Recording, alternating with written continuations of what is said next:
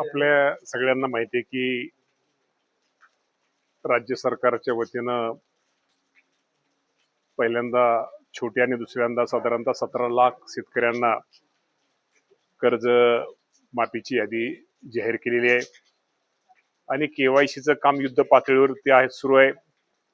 साधारणतः आज अखेर त्यामध्ये मला आकडा आजचा सांगितलं तर 12 लाखाच्या आसपास केवायसीचं काम पूर्ण झालेलं आहे. आणि जे शेतकरी यामध्ये इन्कम टॅक्स भरतात त्या शेतकऱ्यांची यादी आणि त्याचप्रमाणे काही शेतकऱ्यांची अपूर्व कागदपत्र अशी साधारणतः ह्या 2-3 दिवसामध्ये सगळं केवायसीचं काम पूर्ण होईल आणि येणाऱ्या 1-2 दिवसामध्ये कर्जमाफीची रक्कम शेतकऱ्यांच्या खात्यामध्ये यायला सुरुवात होईल. खरं तर एक राज्याचा कृषी मंत्री म्हणून या राज्याचे मुख्यमंत्री देवेंद्र फडणवीस साहेब असतील, एकनाथजी शिंदे साहेब असतील, सुनेत्रावहिनी पवार साहेब असतील, मॅडम ताई असतील, या सर्वांचं एक राज्याचा शेतकरी कृषी मंत्री म्हणण्यापेक्षा शेतकऱ्याचा मुलगा म्हणून या अडचणीच्या काळामध्ये माझ्या शेतकऱ्यांना ही कर्जमाफी दिलेली आहे. माझं म्हणणं आहे आता कर्जमाफी हा काय अंतिम उपाय नाहीये.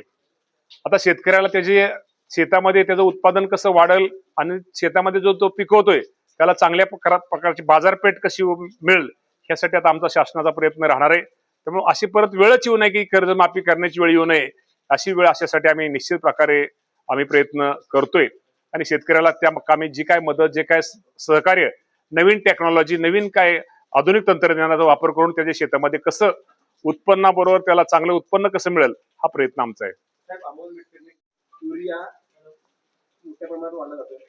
नाही, खताच्या बाबतीमध्ये आपल्याला सगळ्याला माहिती आहे की पूर्वी लिंकिंगचं प्रमाण जास्त असायचं. युरिया बरोबर इतर खतं किंवा इतर बाकी दिलं जायचं. परंतु आम्ही सरकारने एक निर्णय घेतलेला आहे की जिथं अनुदानित खतं जो विक्रेत्याकडे विकतो तिथं त्याला विना अनुदानित खतं ठेवता येणार नाही असं आम्ही सरकारने GR काढलेला आहे आणि त्या GR मुळे लिंकिंगचं